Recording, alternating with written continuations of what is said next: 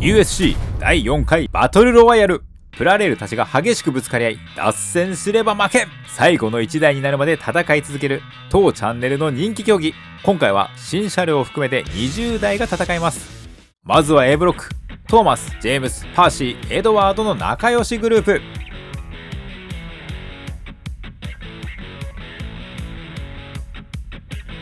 お、早速衝突。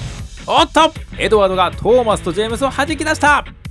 残る車両は2台。果たしてどちらが勝ち上がるのか。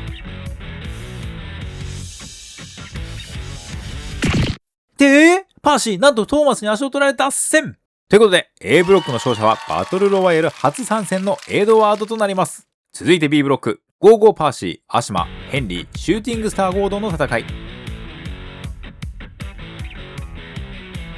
一人だけスピードが違うシューティングスターゴードン。おっと、ゴーゴーパーシーに狙いをつけた。押し出されそうになりながらも必死にこらえるゴーゴーパーシー。耐えきれず転倒。シューティングスターゴードン、休む間もなくヘンリーを倒しに行くが返り討ち。ヘンリー、見事高速スピードをいなしました。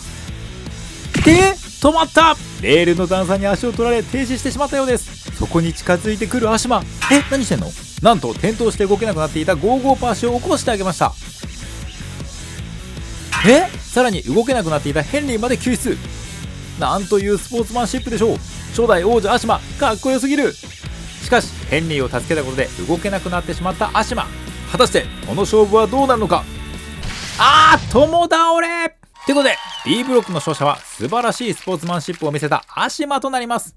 続いて C ブロックはスペンサー、4馬を、ヒロ、ディーゼルテント、ヘビー級車両たちの戦いです。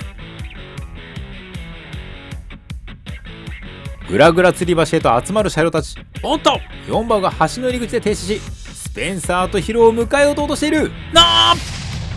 すごいぶつかり合いです。4馬を重量級2台にのしかかられても不動の守りで1本も引きません。おっと、そこにディーゼルテンがやってきた。さすが悪役、弱っている相手にとどめを刺そうということか。ここでバランスを崩しスペンサーが生き残った。 B ブロックはトビー、ゴーゴーディーゼル、フリン、レベッカのチーム四角の戦い。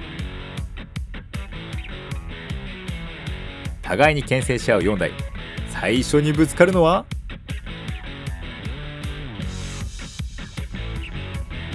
トビーとゴーゴーディーゼルだ。ゴーゴーディーゼルの勝利。やはり第3回王者の称号は伊達ではない。残りは3台。果たして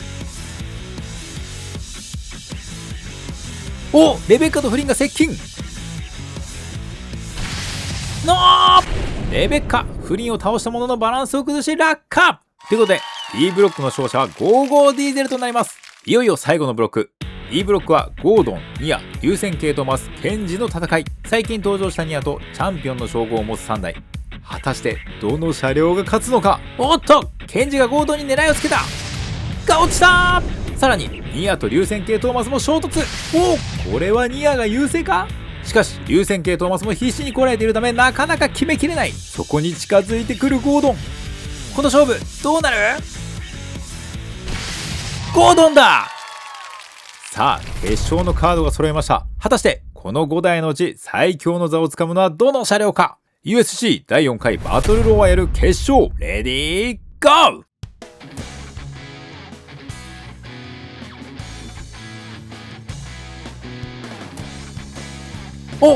まずはアシマとスペンサーが接近。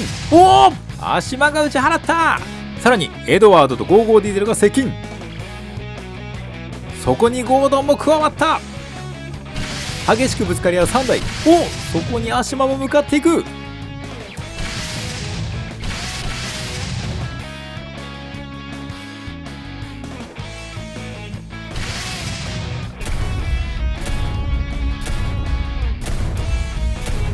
ブレイク。力が均衡し一定時間動きが止まってしまったため仕切り直しとなります。今回は序盤で敗退したスペンサーを除く4台の戦い。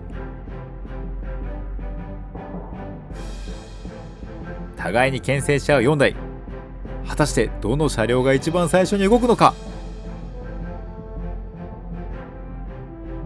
ゴードンとゴーゴーディーゼルだ。相打ち。続いてエドワードと足も接近と思いきや一旦距離を取りました。さあ一騎打ちです。果たしてどちらが王座を勝ち取るのか。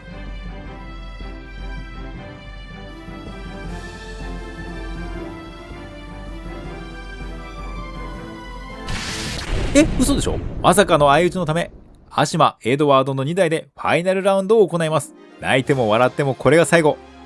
果たして勝利の女神が微笑むのは初代王者アシマか、それとも今回バトルロワイヤル初参戦のエドワードか。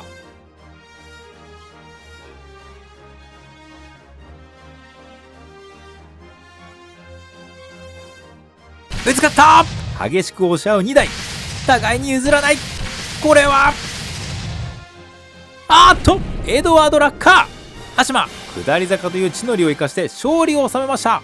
ということで USC 第4回バトルロワイヤルの王者はアシマとなります。